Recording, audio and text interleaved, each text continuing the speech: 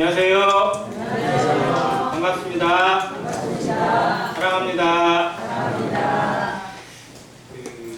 갑자기 사인하라고 막 그래서 당황하시는 분들 계시는 것 같은데, 오늘 10월 27일 10월 마지막 주일인데요. 오늘 오후에 서울에서 기독교 연합 시위라고 해야 되지, 행진 대회가 있습니다. 이번에 추진하게 된 배경엔 차별금지법에 관련돼 가지고 아마 얘기 들으신 분은 들으셨을 거예요. 대법원의 판례에 의해서 국민연금관리공단에서 여성 둘이서 같이 살고 있는 사람들이 거기에 신청을 했어요. 둘이서 이제 레즈비언들끼리 살고 있는데, 우리 서로 같이 살고 있는 사실 혼인이니까 부부나 다름없으니까 피부양자로 인정을 해달라. 자기가 직장생활을 하고 있는데 이 사람도 피부양자로 같이 넣어달라고 국민관리공단에 요청을 했는데, 그걸 국민연금관리공단에서 거절을 못한 거예요. 그러니까 사실혼 관계라는 것의 단어가 좀 애매한 거예요. 혼인은 안 돼 있어요. 혼인은 될 수가 없잖아요. 우리나라는 아직은 혼인법은 남자와 여자만 혼인이 가능하니까. 이제 둘 다 여자이기 때문에 혼인이 안 돼요. 근데 같이 살고 있는 걸 증명하면서 서로 같이 살고 있는 사실혼이나 마찬가지니까 인정을 해달라는 걸로 요청을 했어요. 근데 그거를 적용을 하다가 애매하게 하면서 이게 되는 걸로 적용을 해서 그거를 이제 다른 데에서 안 된다고 이제 요청을 해서 법원으로 계속 판결이 갔는데 대법원에서 인정을 해주는 걸로 판례가 나왔어요. 그게 금년도에 그 판례가 나온 관계로 인해서 이제 동성애자들끼리 살면서 얼마든지 혼인 관계인 것처럼 할 수 있는, 즉 동성결혼법이 만들어질 수 있는 배경이 만들어져 버렸어요. 우리나라에. 이것이 이제 교회로 따져보면 차별금지법 당연히 열리게 되고 동성결혼 허용되고 교회 무너지는 것 시간 문제라는 것을 위기의식을 느끼고 온 교회가 통합으로 이 문제에 대해서 항의하고 그리고 법 촉구를 요청하면서 지금 오늘 오후에 행진을 합니다. 저희는 못 가니까 이 서명으로라도 거기에 우리도 반대한다는 걸 동참하기 위해서 서명을 받고 있는 거고요. 거기에 또 한 가지가 하나 더 있는데, 이제 남자가 여자가 되거나 여자가 남자가 되는 걸 트랜스젠더라고 합니다. 성을 바꾸는 거죠. 근데 전에 파리 올림픽에 복싱이 나왔는데 여자 복싱이 나왔어요. 근데 딱 봐도 남자예요. 여자 복싱인데. 근데 원래 남자였어요. 몇 년 전에 남자였어요. 근데 성전환을 했대요. 그런데 성전환을 하고도 여자 선수로 등록이 되려면 DNA 검사도 해야 되고 이런 거 다 해야 돼요, 원래. 근데 파리 올림픽에서 그거를 허용을 해버렸어요. 이번에 파리 올림픽이 동성애 올림픽이라는 이유가 거기에 있어요. 시절 행사부터 아무튼 그랬었고, 경기도 그렇게 해서 이 남자가 여자 경기에 들어가가지고 그냥 마구잡이로 두드러 패가지고 그야말로 졸도를 시켜버렸어요, 선수들. 그래서 한 여성 선수는 나 저 선수랑 경기 못한다고 경기도 포기했어요. 결국 이 선수가 뭘 땄어요? 금메달 땄어요. 이런 일이 계속 이루어지는 게 뭐냐면, 트랜스젠더에 대한 허용이 너무 오픈되어 버리면 이런 문제가 생겨요. 우리나라도 이걸 허용을 하는 쪽으로 법을 지금 바꾸려고 하고 있어요, 법제처에서. 그래서 이것에 대한 문제까지 같이 들어갑니다. 1인 1이 생기면 뭐냐면요, 딱 봐도 남자인데 여자 목욕탕에 들어가요. 한번 생각해보세요. 여자 목욕탕에 남자가 막 그냥 들어오는 거예요. 들어와서 활개치고 다녀요. 얼마나 끔찍한 일이 벌어지게 될지. 지금 이거를 법으로 허용을 해주겠다는 거예요, 이게. 정말 이런 일을 지금 우리 시대에 보고 있습니다. 그래서 오늘 시작하기 전에 차별금지법에 대한 부분을 조금 더 좀 말씀을 드리고 오늘 말씀을 들어갈까 합니다. 계속 차별금지법 얘기하니까 도대체 그럼 교회는 차별을 하자는 거냐 뭐 이렇게 얘기하는 분이 있는데, 차별금지는 당연해요. 차별은 하면 돼야 안 돼요? 안 되잖아요. 차별금지법은 맞아요. 그런데 지금 이쪽에서 추진하고 있는, 저쪽 세계에서 추진하고 있다는 차별금지법이 뭐냐면 정확하게 용어를 하세요. 포괄적 차별금지법이래요. 거기 안에 포괄적이 들어가 있어요. 뭐냐면 지금 우리나라는 차별금지법이 있어요. 개별적 차별금지법이 있습니다. 그래서 인종에 대해서 차별하면 안 된다, 지역에 대해 차별하면 안 된다, 학력에 대해 차별하면 안 된다, 성별에 대해 차별하면 안 된다. 모든 조건들별로 차별하면 안 된다는 조건이 20가지가 이상이 있어요. 우리나라 헌법에도 보장되어 있습니다. 그런데 이 포괄적 차별금지법을 만들려는 이유가 뭐냐? 개별적 차별금지법으로 안 되는 항목을 넣으려고 하는 거예요. 이거는 법으로 안 만들어주니까. 자, 동성애 차별금지법을 만들겠다라고 내면 될까요, 안 될까요? 동성애 차별금지법을 내겠다고 문구를 써가지고 차별금지법을 올리면 허용될까요? 절대 안 되죠. 그러니까 속이는 거예요. 포괄적 차별금지법. 시대가 어떤 시대인데 넓은 의미에서 우리 포괄적 차별금지를 하지 말자. 근데 거기에 뭐가 들어가요? 성적 지향이라고 해가지고 동성애 항목을 넣는 거예요. 그렇게 지금 들어가 있는 게 세 가지가 있어요. 포괄적 차별금지법에 지금까지 우리가 허용이 안 되는, 이건 차별의 개념이 아니라 이건 인식의 개념이다. 이건 분별의 개념이다라고 보고 있는 것들이 세 가지가 들어가는데 뭐냐면 첫 번째는 성적 지향, 즉 동성애에 대한 문제고요. 두 번째가 사상이에요, 사상. 우리나라에서 지금 막 북한 주체사상 찬양하고 하고 그러면 돼야 안 돼요? 근데 이거를 묻히는 거예요. 이것도 차별금지다. 이렇게 하는 것을 뭐라고 하는 것도 차별금지다. 즉 주체사상을 막 선전하고 하고 다는 것도 차별하지 말라 이거예요. 이것도 넣으려고 해요. 지금. 이것도 문제예요. 세 번째는 뭐냐면 종교에 대한 문제. 이게 뭐냐면 종교로 잘못된 사입이나 이단에 대해서 말하는 것이 차별이다. 즉 신천지가 잘못됐다, 이단이다 이렇게 얘기하면 된다, 안 된다? 안 된다는 거예요. 이것도 넣으려고 해요. 아주 심각합니다. 그래서 이게 포괄적 차별금지법이라는 포장으로 교회를 말살하고 또 심지어는 뭐까지 말살하면 이게 허용이 되면 가정이 말살돼요. 가정의 개념이 깨져요. 자, 동성애, 즉 성적 지향으로 추구하는 것들의 대표적인 네 가지가 LGBT입니다. 들어보셨을 거예요. L, 레즈비언, G, 게이, B, 아이섹슈얼 해가지고 양성에 대해 남자도 되고 여자도 되고 이런 게 어디 있어요, 도대체? 또 T 뭐예요? 트랜스젠더. 이 대표적인 게 네 가지고 그 이외에도 계속 있어요. 더 많아요. 지금은 무성애자도 있어요. 나는 성이 없대.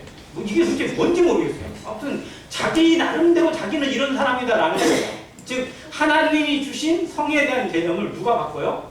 내가 바꾸겠다는 거예요. 그리고 결혼은 하나님이 제정하셨어요. 남자가 부모를 떠나 여자와 더불어 합하여지는 것. 이게 결혼의 개념입니다. 남자와 여자. 우리나라 헌법에도 결혼에 대해서는 누구가 남자와 여자가 돼 있어요. 근데 이걸 바꾸겠다는 거예요. 뭘로? 두 사람만 되면 결혼이다. 그럼 뭐가 어떻게 돼요? 남자끼리 해도 결혼이고 여자끼리 해도 결혼이다. 이걸 허용해 달라는 거예요. 그러면 가정이 개념이 없어져요. 가정의 개념이 사라져요.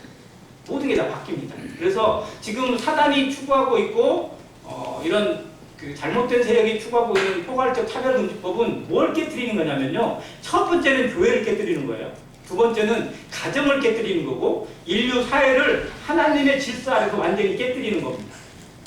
이 숨은 의도를 교회는 분명히 알고 교회를 지키고 가정을 지키고 그것이 하나님의 질서를 지키는 개념이 됩니다. 그래서 오늘은 가정과 부부의 중요성에 대해서 한번 이야기를 나눠보도록 합니다.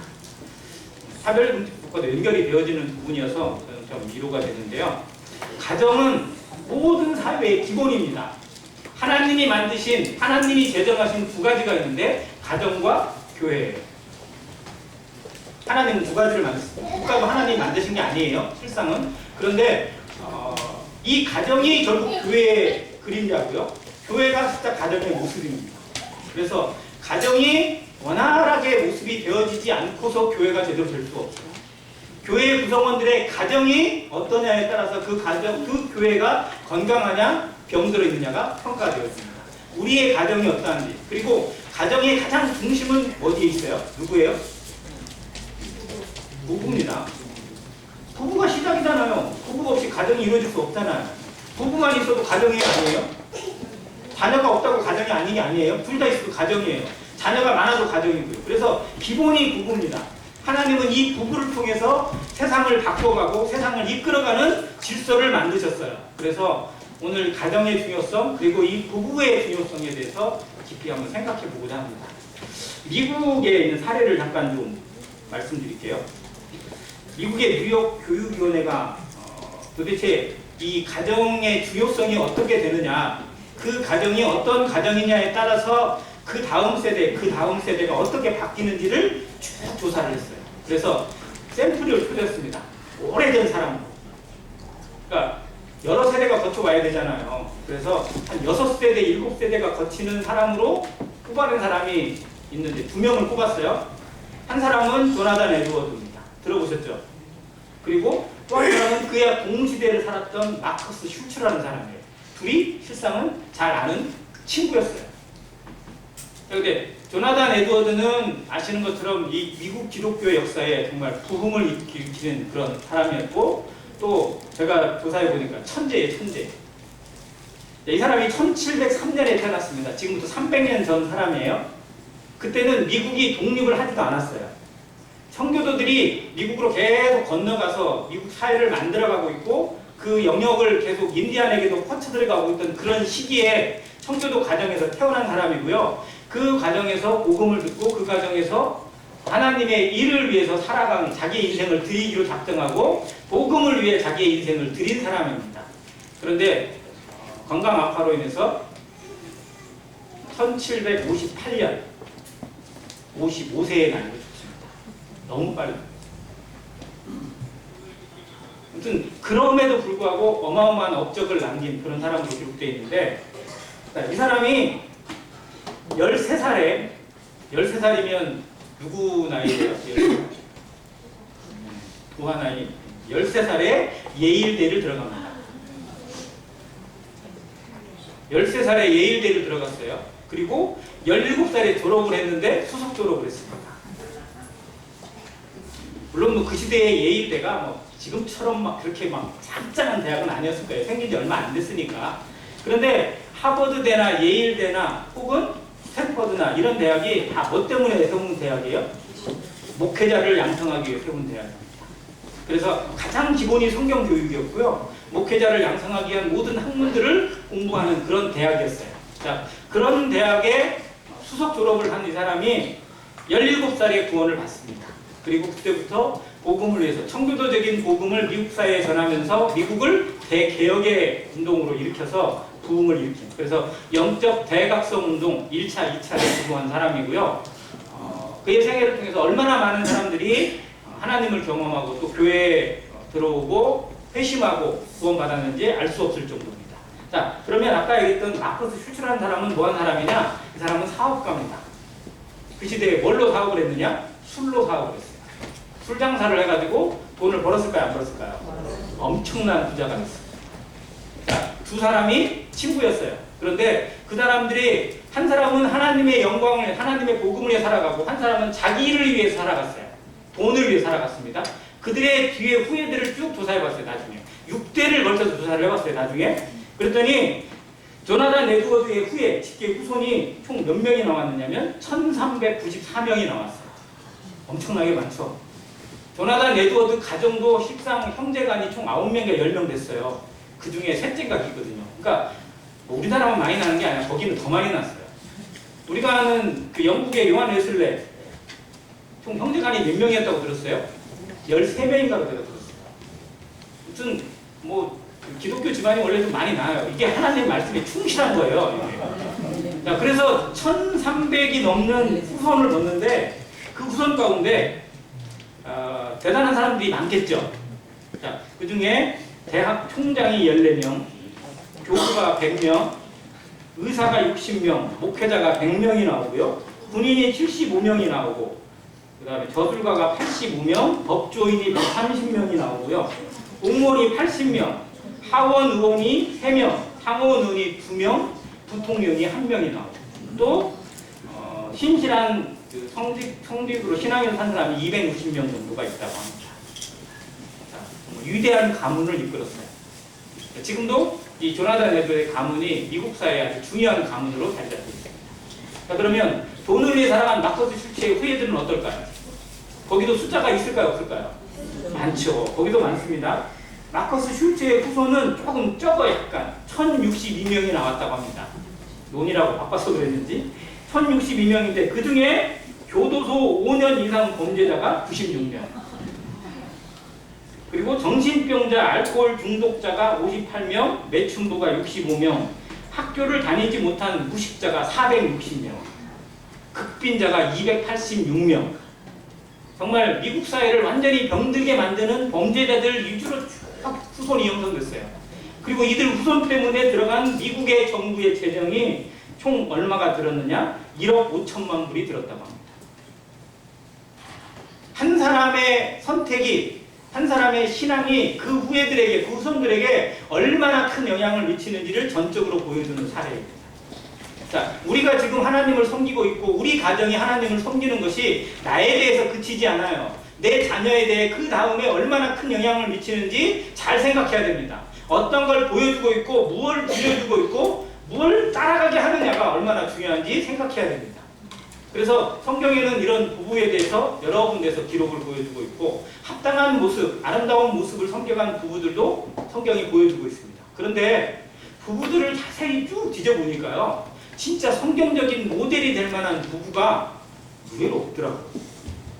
딱 뽑아지지가 않아요. 부부들 중에 진짜 이 사람은 진짜 우리 부부가 닮아갈 만한 롤 모델이다 라고 생각되는 부부가 많을 것 같은데 의외로 없어요. 자, 단적으로 볼게요. 아브라함과 사라, 좋은 모델이죠. 그런데 의외로 또 아쉬움도 있어. 왜냐하면 딴 여자를 중간에 집어넣어가지고 이상한 자녀 나오고 막 이랬거든요. 뜻대로 안 되니까. 자, 이삭과 리브가도 좋은 모델인 것 같은데 나중에 어떻게 됐어요? 두 아들 놓고 서로 싸워. 뒤가 안 좋아요. 이런 아쉬움들을 늘 가지고 있는 부부들이 의외로 많습니다. 우리도 아쉬움이 많죠. 자, 그래서 성경적으로 정말 롤 모델이 될 만한 부부를 제가 한번 쭉 찾아보니까 구약의 한 쌍, 신약의 한 쌍이 나와요. 자, 구약에 나오는 한 쌍은 누굴까요? 맞추시는 분 제가 따로 뭘 드릴 수도 있는데. 나왔습니다. 보아스와. 여기는 참 어렵게 부부가 된 건데요. 진짜 아름다운 이름을 남기고 놀라운 후손을 남긴 부부. 이렇게 나왔어요. 자, 그러면 신약의 롤모델 부부는 누굴까요? 오, 이렇게 잘 나오죠? 내가 미리 정보를 드린 것도 아닌데. 누구라고요? 브리스길라, 아굴라. 오늘 이 브리스길라와 아굴라 부부에 대해서 조금 말씀을 나누고 합니다. 먼저 사도행전 18장 보시겠습니다.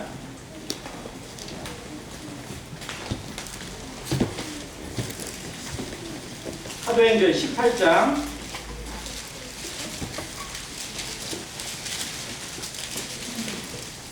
1절 보겠습니다.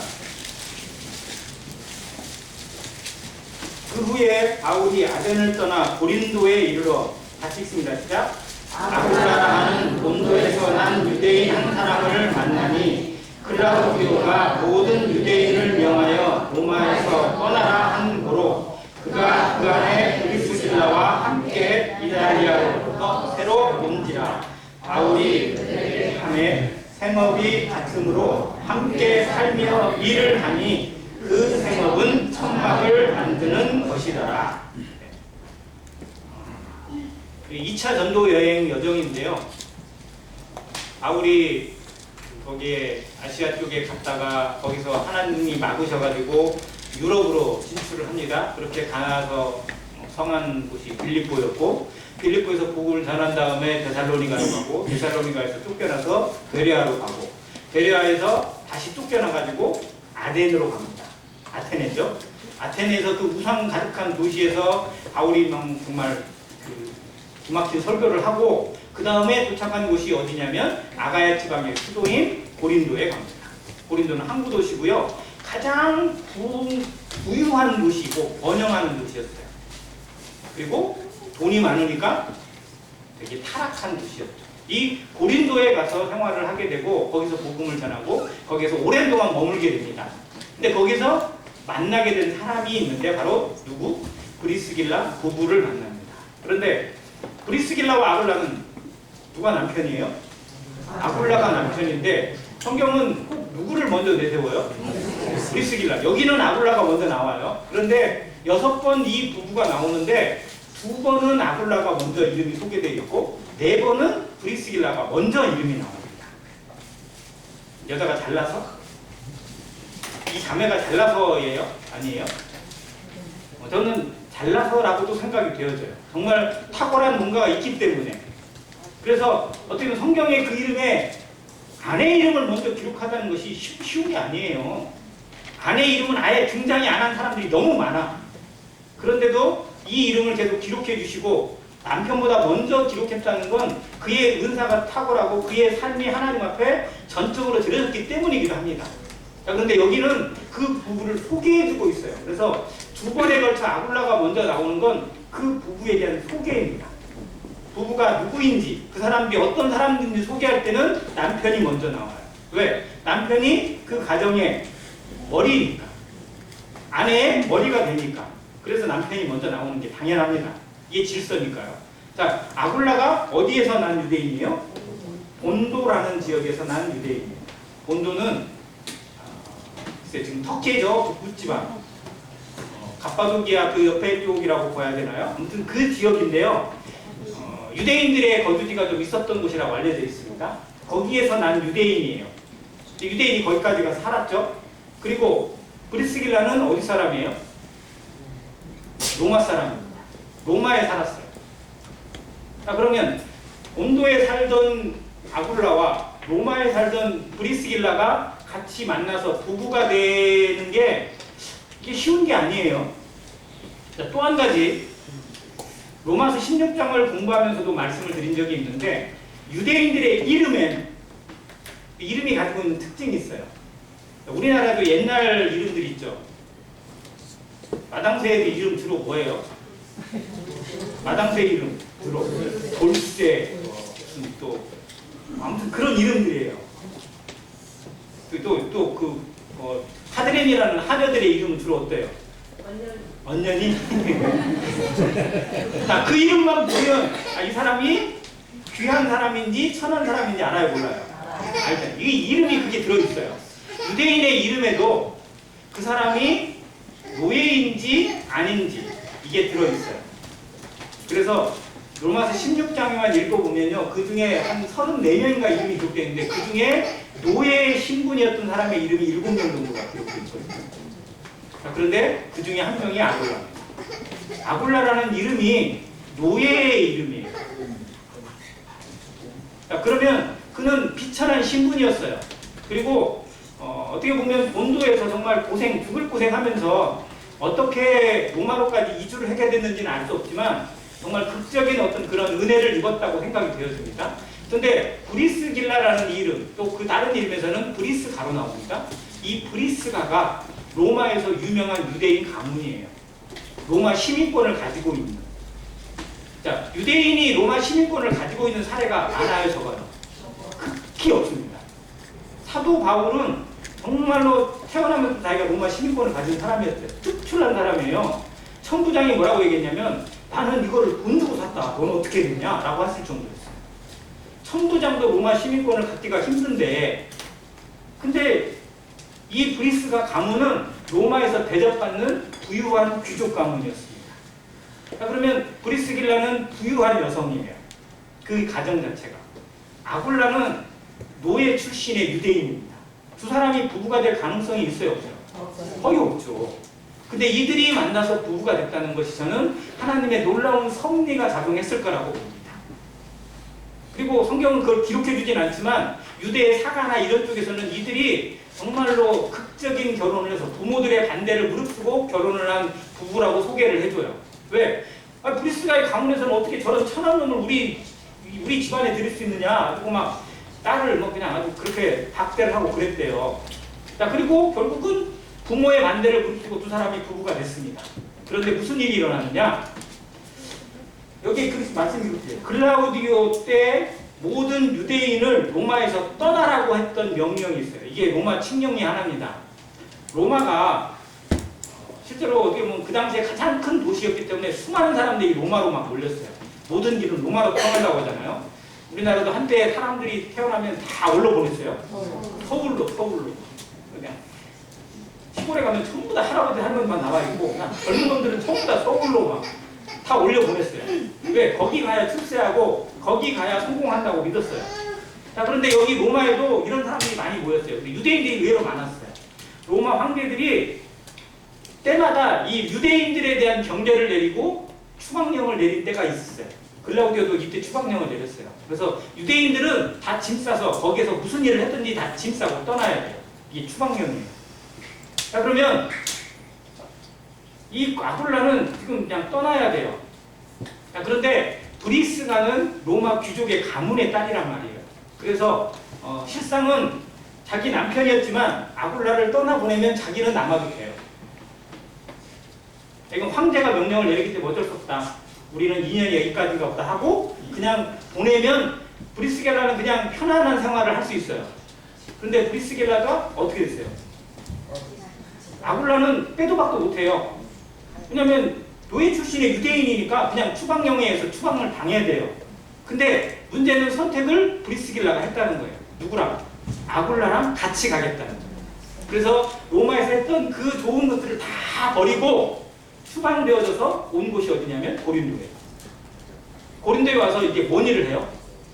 천막 만드는 일을 합니다. 재봉틀로 하겠어요? 뭘로 하겠어요? 손으로 합니다.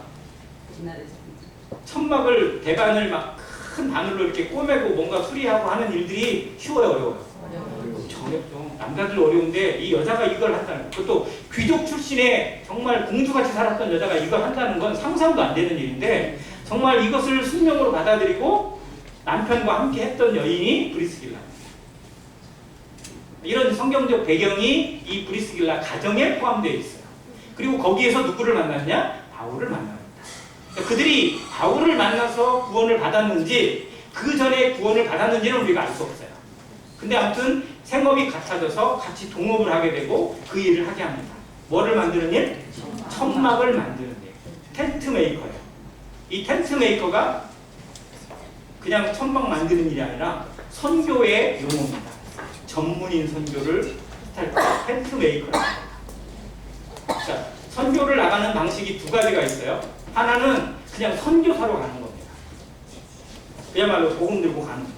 근데 대개는 안 받으니까 무슨 비자 이렇게 받아서 갈 수밖에 없어요. 그런데 또 다른 방식이 뭐냐면 전문인 선교가 있습니다. 교육자, 의사 뭐 이런 전문인이 자격증을 따면 그 나라에서 환영해요, 배출해요, 방출해요, 환영합니다. 왜? 그 나라는 더 못 사는 나라인데 그런 사람이 오면 도움이 되니까 환영을 해줘요. 근데 감시하겠죠. 와가지고 뭐하나 이렇게. 근데 아무튼 우리나라에 지금 선교로 가 있는 사람 중에서 전문인 선교로 간 사람들이 몇몇 있어요. 대표적인 선교사가 이승훈 선교사입니다. 거기는 가서 어학 연수를 하고 있고 학원을 하고 있고 그런 공부를 가르치고 있어요. 그게 거기에 기자의 내용이고요. 그렇게 해서 하고 있기 때문에 별로 터치를 하지 않아요. 아무튼 그런 일이 영어 성경으로 따져보면 최초의 언어가 텐트 메이커입니다. 바울이 그 일을 했어요. 그걸로 돈을 받고 돈을 얻고 그것으로 선교를 해요. 복음을 전하고 영혼들에게 계속 복음을 전하고 성경을 보급하는 일을 합니다. 이런 시작이 이 부부를 통해서 이루어졌다는 거. 이 아름다운 역사의 과정이고요. 바울이 이 동역자를 만났다는 것이 얼마나 귀한지 모릅니다. 그래서 이 고린도라는 그 험악한 도시에서 이 동역자를 만나서 함께 일을 하면서 돈을 모으고 정말 낮에 그 일을 하고 밤에 복음을 전하고 아니 낮에 복음을 전하거나 밤에 일을 하거나 거의 쉴 틈이 없는 일을 하면서도 서로 위로가 됐어요. 자, 아무튼 이런 부부를 하나님이 보여주셨고 함께 하게 하신 것 이것이 하나님이 이끌어 가시는 사역입니다. 사도 바울의 생애 가운데 얼마나 많은 동역자를 세워주셨는지 그리고 사도 바울이 그 동역자들을 쭉 추억하면서 기록한 로마서 16장을 보면 정말 그들이 하나님 앞에서 어떠한 상을 받게 될지 얼마나 귀한 삶을 산 것인지 길지는 않아도 그대로 드러나 있습니다. 우리의 생애가 하나님 앞에서 그렇게 평가받길 원합니다. 자, 이들에 대해서 사도 바울이 뭐라고 소개했는지 잠깐 볼게요. 로마서 16장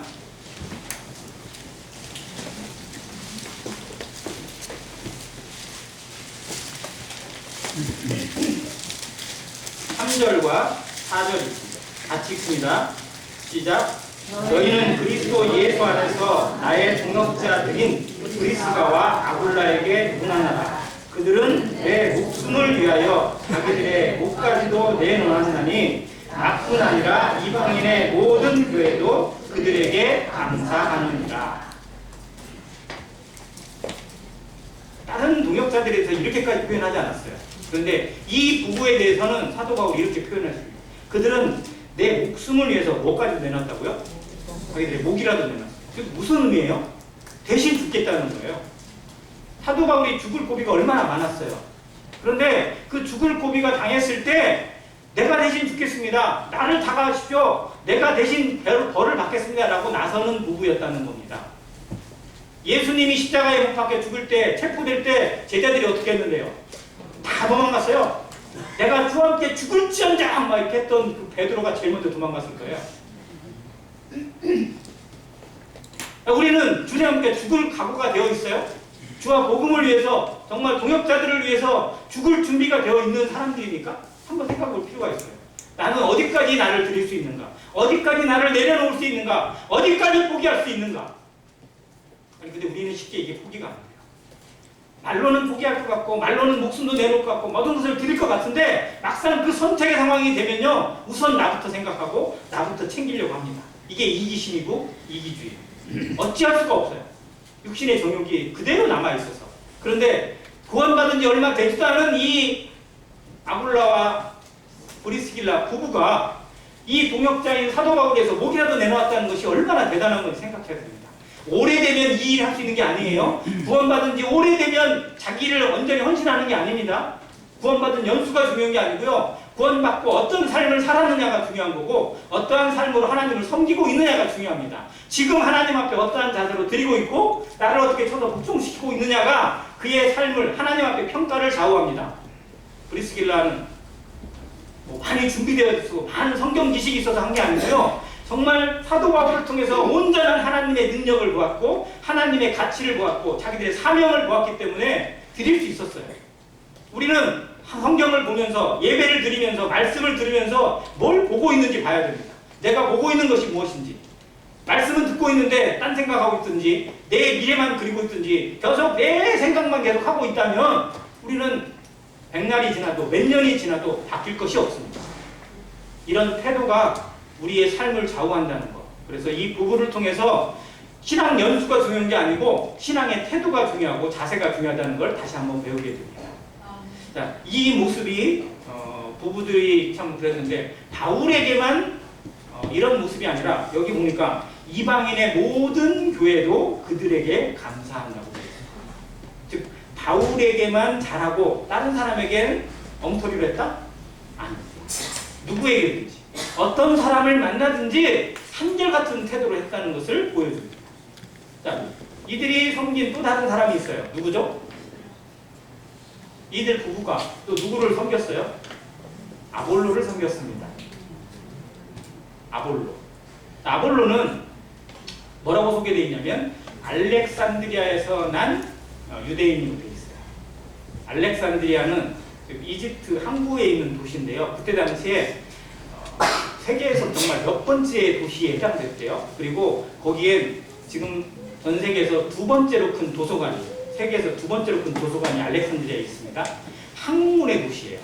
그래서 철학자들이나 공부하는 사람들이나 이런 사람들이 정말 엄청나게 모여있는 곳이 알렉산드리아였습니다. 근데 이곳이 거기서 난 유대인들이 뭐에 정통하냐면 구약에 정통해요. 율법에 정통합니다. 정말 대단한 학자들, 랍비 같은 학자들이에요. 그러니까 아볼로는 구약 성경에 있어서 정말 박식하고 정통한 그런 사람이었어요. 근데 이 사람이 어떻게 보면 와서 막 설교를 하고 가르치고 하는데 뭔가가 빠졌어. 몇 프로가 빠졌어요? 2%가 빠졌어요. 뭐가 빠졌을까요? 성령이 빠졌어요. 성령. 그러면 실상은 2%가 빠진 게 아니고 모든 게 빠진 거죠. 실상. 구약은 잘하는데 그게 예수 그리스도로 매칭이 안 돼요. 예수님을 정말 뭘 알고 있는지 제대로 모르겠어요. 요한의 세례만 알고 성령 세례를 몰라. 그러면 지금 우리 입장에서 보면 제대로 구원 받은 거야 아니에요? 받은 거예요. 성경은 잘 아는데 구약 성경은 막 달달달 외우는데 구원을 받지 못해요. 이런 사람이 있을 수 있어요. 근데 이때 당시에는 더 심했죠. 왜? 교회의 초창기니까. 그래서 학자라고 해서 데려와가지고 이 앞에서 설교를 하고 있는데 보니까 뭔가 이게 아닌데 하는 걸 느꼈어요. 자, 그러면 방법이 두 가지가 있어요. 첫 번째는 대놓고 그거 아닌데요? 라고 말하는 방법이 있고, 두 번째는 몰래 뒤에서 데리고 얘기할 수 있는 방법이 있어요. 이 부분은 뭘 택했어요? 두 번째를 택했습니다. 그리고 모든 게 끝나고 나서 교제를 하면서 이 아볼로 형제님에게, 형제라고 하기 좀 뭐하겠죠, 아볼로에게 요청을 해요. 제가 접대를 하고 싶습니다 라고 해서 집으로 모셔요.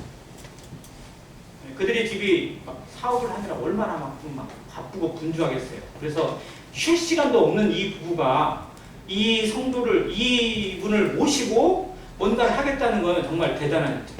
접대는 집이 잘 되고 막 넓고 이런 사람이 하는 게 아니라 정말 마음이 준비된 사람이 하는 것 같아요. 자, 이들은 마음이 준비되어져서 접대를 합니다.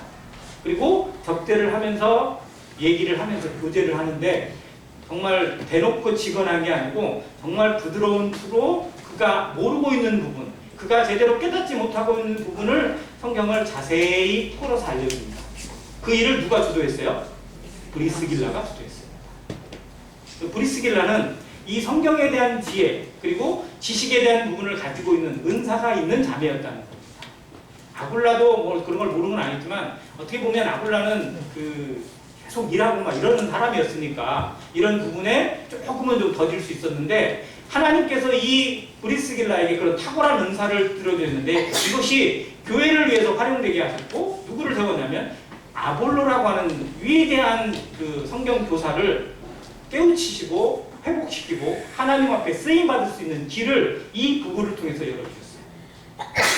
그래서 가지고 있는 은사를 활용하는 방법의 지혜가 브리스길라에게 있습니다. 자매들에게 성경적인 은사, 즉 지혜의 말씀이나 지식의 말씀의 은사가 있어요, 없어요? 있습니다. 오히려 성도님, 형제님보다 더 있을 수 있어요. 심지어 어떤 교회에서도 그걸 놓고 한번 학생들에게 평가를 해봤대요. 사역자 형제님이 이제 여학생과 남학생 그룹이 있는데 그 중에 좀 똘똘하고 이런 5명을 세워가지고 어디 부분에 공부를 해가지고 한번 전해봐라. 5분짜리로 전해 시켰대요. 근데 남학생들 형제들이에요. 여학생들은 자매들이었어요. 다 준비를 해와서 얘기를 했답니다. 그런데 똑같이 같은 주제를 놓고 같이 공부를 해서 발표를 하겠는데 누가 더 뛰어났을까요? 자매들이 더 뛰어났다는 거예요. 그래서 놀랬대요. 자매님들, 우리는 그냥 뭐 잠잠해야 되니까, 우리는 뭐 하면 안 되니까 그냥 우리는 그냥 부엌에서 열심히 하는 게 최고요. 이게 우리 다 이렇게 말하는 것 자체는 성경을 너무 모르는 거예요.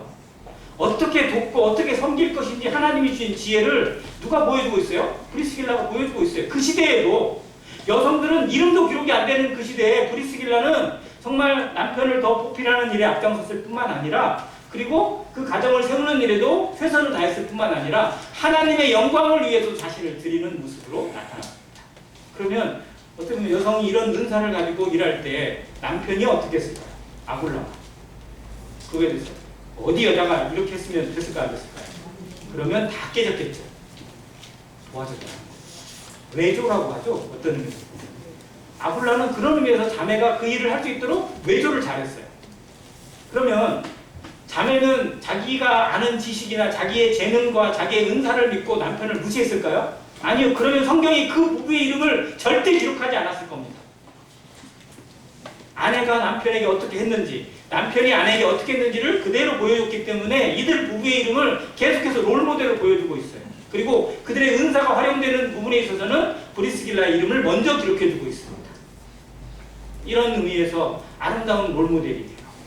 서로 세워주고 서로 함께합니다. 자, 그런데 여기서 세우는 우리가 배워야 될 원칙이 두 가지가 있는데, 첫 번째는 함께하는 부부입니다. 자, 이들 부부는 이름이 맨날 어떻게 돼 있어요? 같이 붙어 있어요. 같이. 맨날 같이 있긴 않겠죠. 그런데 뭔가 일을 할 때는 항상 같이 있어요. 이게 부부에 있어서 아름다운 거예요. 부부가 맨날 붙어 있어요. 그러면 좋겠죠? 네. 좋은지 안 좋은지 그 당사자한테 물어봐야 되지만 제가 자매님한테 물어봤어요. 그 일 특성상 남편이랑 같이 있는 경우가 많거든요. 어떠세요? 그랬더니 뭐 이럴 때가 있더라고요. 근데 같이 있는 모습이 아름다운 거예요? 이상한 거예요? 아름다운 겁니다. 부부는 같이 있어야 아름다워요. 자, 하와가 범죄에 빠졌을 때 아담이 그 옆에 같이 있었을까요? 없었을까요? 없었다고 분별돼요. 같이 있었으면 아마 아담이 대번에 뭐라고 했으면서 끊었을 거예요. 같이 있지 않으니까 혼자 있다 보니까 죄의 유혹에도 더 쉽게 빠져요.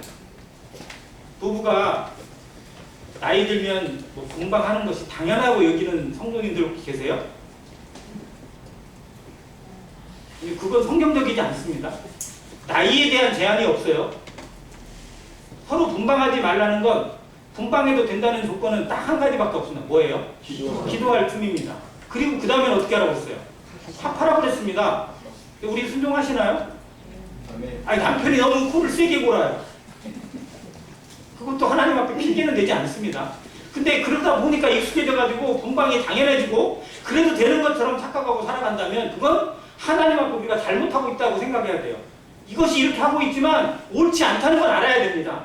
성경적이지 않다는 건 생각해야 돼요. 그래서 부부는 가급적 같이 하시기 바랍니다. 하나님이 주신 평생의 보필자이고 배려자이고 돕는 배필인데 순간순간마다 얼마나 사랑스럽고 얼마나 안타깝고 얼마나 품어줘야 되고 얼마나 도와줘야 될 것인지를 마음에 생각하면서 주님이 나를 이렇게 품으셨듯이 나도 내 배려자를 나도 내 동반자를 이렇게 품어주는 마음을 배우시는 아름다운 부부 되시기를 간절히 바랍니다. 아멘. 네, 오늘 같이 한방에서 지내보세요. 얼마나 좋은지.